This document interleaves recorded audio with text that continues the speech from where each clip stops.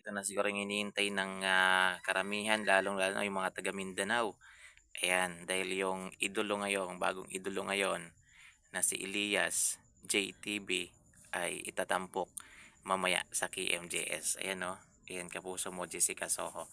Page nila yan at ayan, oh, si Elias. Yun, yung bago ngayong, tinitilian, yung bago ngayong, kinakaguluhan sa Mindanao. Ayan, oh, ang pinagkakaguluhan ngayon sa Mindanao na si Elias na sumikat dahil sa kanyang signature dance move.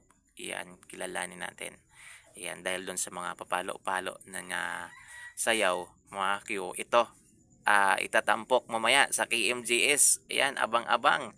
Ayan, lagi ko itong nakikita sa newsfeed ko guys sa Facebook. Sikat na to si Elias. Kahit na si Vice Ganda ginawa na ng cover yung ano nito, yung pagsasayaw nito guys. Ito panoorin natin.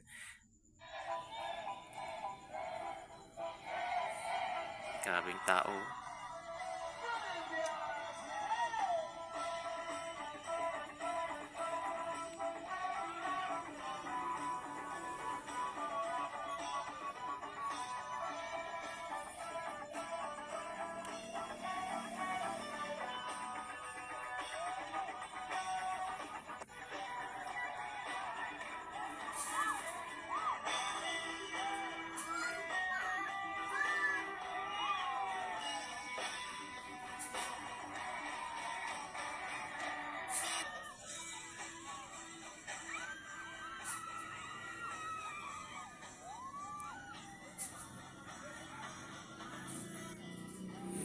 Ayan. O yun, abang-abang mga fans ni Elias dyan dahil mamaya ay itatampok siya sa KMJS. Ayan, malalaman nyo yung buong kwento kay Elias TV. Ayan, so alam ko sobrang daming babae yung nahuhumaling dito guys. Ayan ngayon sa bago niyang moves. Ayan kasi sabi nila malakas daw yung sex appeal ni Elias. Kaya sila siguro tumitili talaga. Ayan. So mamaya na po yan, itatampok siya sa KMJS. Ayan, no. Ayan. Ano nga ba ang mga pinagdadaanan ni Elias? Ayan.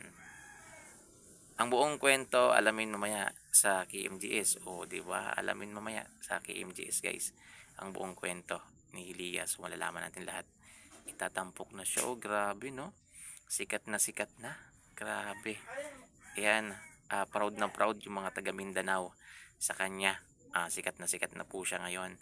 At ito itatampok pa sa pinakasikat na programa ng GMA, ang kapuso mo Jessica Soho, mga Q. So abangan natin mamaya mga Q.